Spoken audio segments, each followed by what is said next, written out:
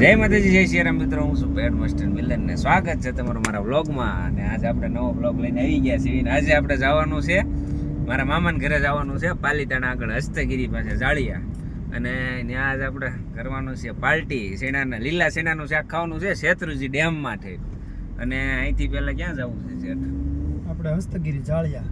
પહેલાં હસ્તગીરી ડુંગરે બુંગરે જઈશું, ભીખારામ બાપુના દર્શન કરજો. ને આજ આપણી હારે જો મેહુલભાઈ, નીતિનભાઈ અને આજ મારા પપ્પા પણ આપણી સાથે છે.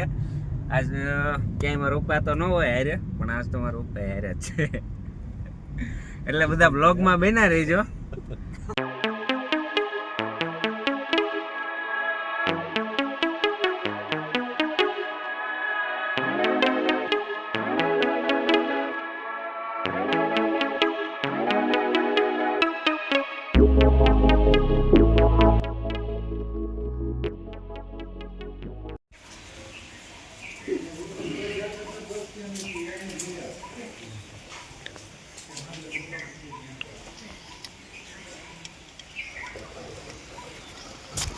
તો મિત્રો આપણે આવી ગયા છીએ હસ્તગીરી જાળિયા, જ્યાં ભીખારામ બાપુનો આશ્રમ કહેવાય છે. અને અહીંયા દર્શન કરવા આવી ગયા છીએ. અને મારા મામાની બધા પણ મારી સાથે થઈ ગયા છે. હવે અહીંયા બધા દર્શન કરે છે, તો દર્શન કરી લઈએ. તો મિત્રો આવી ગયા હતા આપણે ભીખારામ બાપુના દર્શન કરવા. અહીંયા આશ્રમ મોટા જાળિયાને દર્શન કરી લીધા છે. અને આપણે યારે જો કેટલા માણસો થઈ ગયા. પછી આપણા મામા આવી ગયા છે, પછી આ સાઈડ પછી આપણે બીજા મામા આવી ગયા છે. અને આ સાઈડ આપણે નૈતિકભાઈ પણ આવી ગયા છે. અને હવે અહીંથી જવાનું છે ડુંગરે જવાનું છે હસ્તગીરીના. તો બધા બ્લોગમાં બન્યા રહેજો.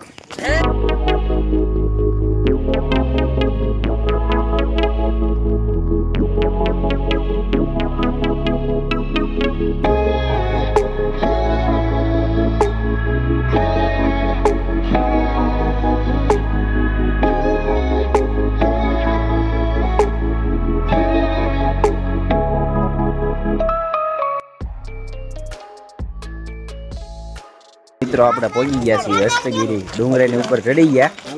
અને હવે જઈએ છીએ મંદિર તરફ. દેરાસર જે કહેવાય છે ત્યાં જઈએ છીએ. કયું? આદિનાથ દેરાસર. ત્યાં જઈએ, અંદર શું છે બધું તમને દેખાડશું. બ્લોગમાં બન્યા રહેજો.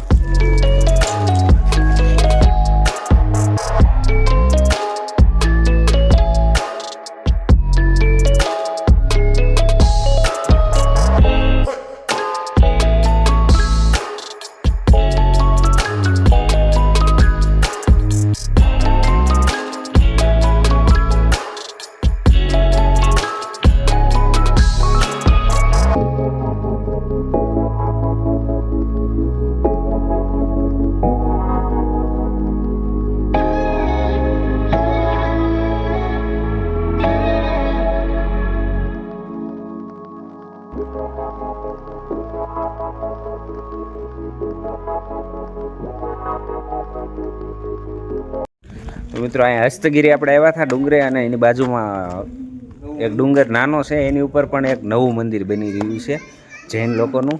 અને અહીંયા જો અમે આવ્યા હતા. અને આ મૂર્તિ જે દેખાય છે એ ખાલી મૂર્તિ, આ વચ્ચેની મૂર્તિ છે ને, આ જ 1 કરોડ રૂપિયાની ખાલી આ મૂર્તિ છે, 1 કરોડ રૂપિયાની. અને આ મંદિર બને, આ તમે જો આ લોખંડ જે છે, આ લોખંડ ખાલી પથ્થર ચડાવવાનું આ ગોઠવેલું છે, એ ખાલી 14 લાખ રૂપિયાનો ખાલી આ પાઇપનો ખર્ચો છે. અને બાકી આ તો બધું બહુ ઊંચું કામકાજ છે, વાત જ ન થાય.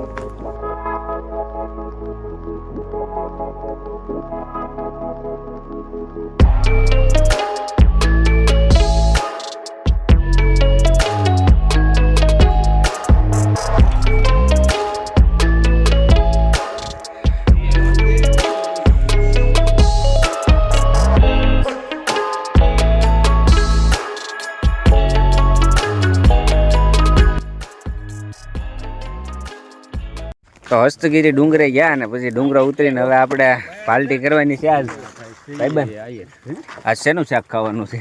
આજે ચણાનું શાક બનાવવાના છે અમારે. દેખાડો સીણા, દેખાડો. મામાની સરસ મજાના સીણા છે. લીલા સીણાનું શાક ખાવાનું છે આજ શેત્રુજીમાં. હો પાછું શેત્રુજી ડેમમાં. અને જો અહીંયા આવી ગયા છીએ સીણા લેવા. આ ભાઈની વાડી છે. આ ભાઈની વાડી છે જો.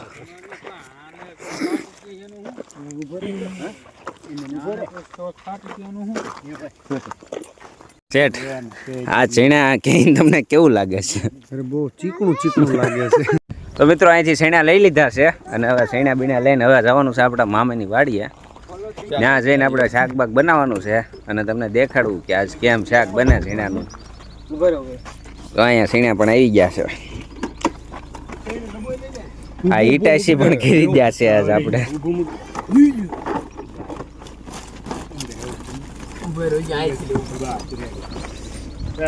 તો હવે જઈવી વાડી તરફ.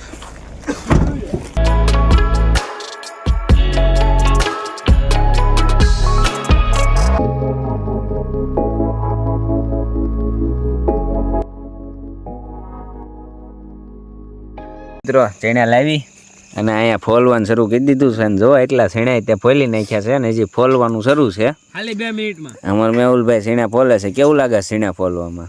આળા સડે. અહીંયા અમારા મામા ફોલે છે, નૈતિક, નીતિન, મારા પપ્પા છે અને અમારે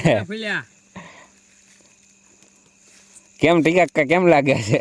વાત પૂછવામાં મિત્રો આપણે બધું ચણા બીણા ફોલાઈ ગયું છે અને હવે અહીંયા મેં કહી ગયા છે ચણા બફાવા.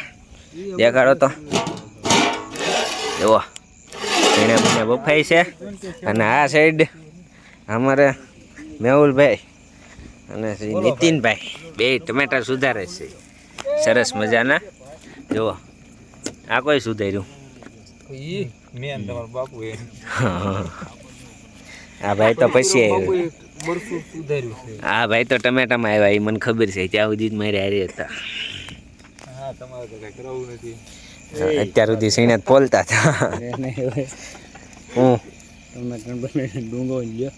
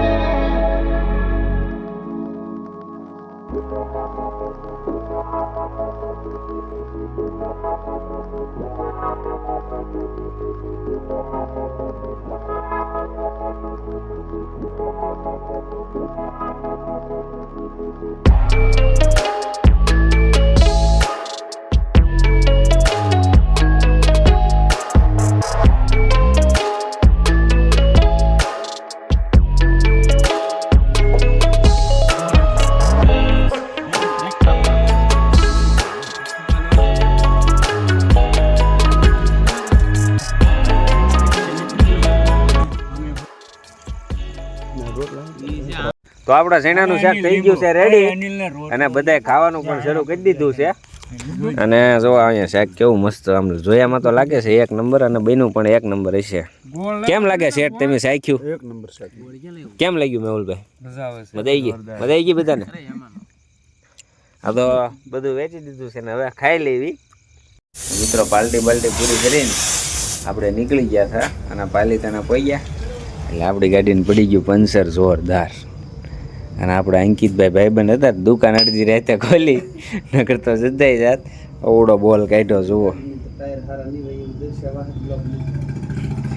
અવડો બોલ કાઢ્યો.